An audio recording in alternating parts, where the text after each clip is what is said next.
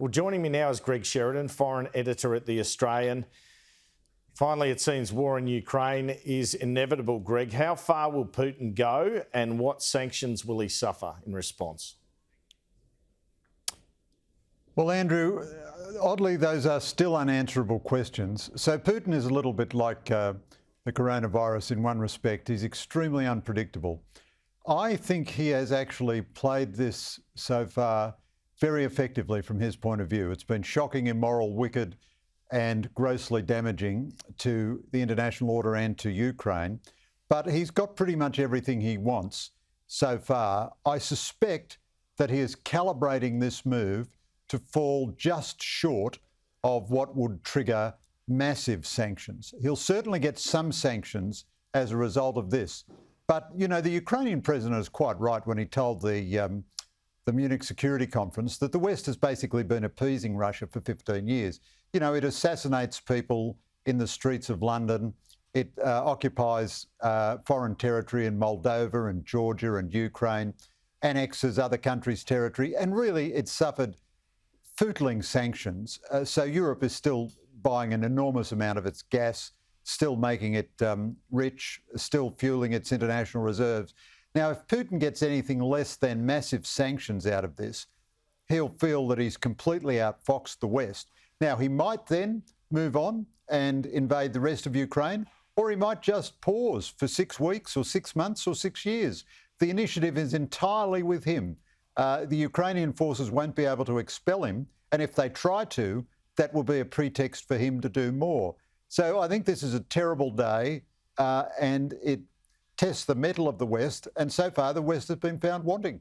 Well, just on that, it does appear to make the West look a little impotent, doesn't it? And are there fears of a greater world war out of this? From what you're saying, perhaps not, but the West looks a bit weak in response, really. Well, the West is extraordinarily weak. It's been weak in response to Russia and China for the last 15 or 20 years.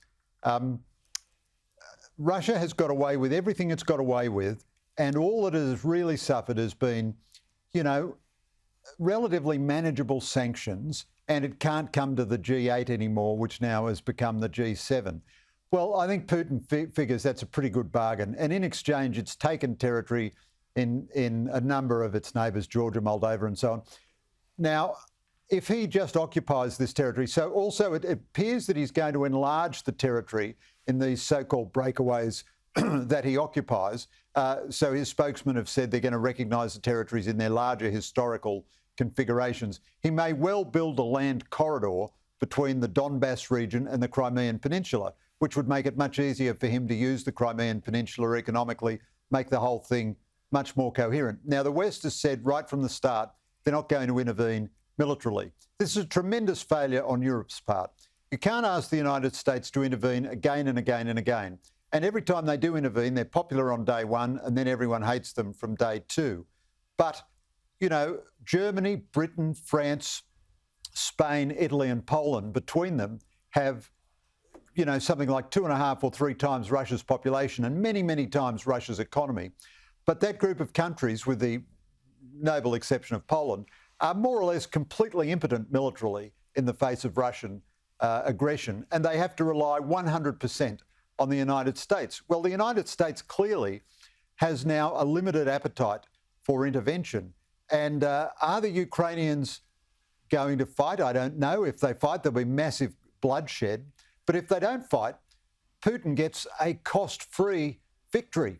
Now, really, if the West was serious, it would have to rethink the whole nature of the global economy. Perhaps the West has to disentangle itself from the Russian economy, just as it will have to, in time, disentangle itself from the Chinese economy. That would imply a cost in living standards amongst Western nations. But if they're not even willing to pay a cost in living standards, they have no chance of standing up to ruthless dictators like Putin and Xi Jinping, who are quite happy to bear a cost in order to get their ends.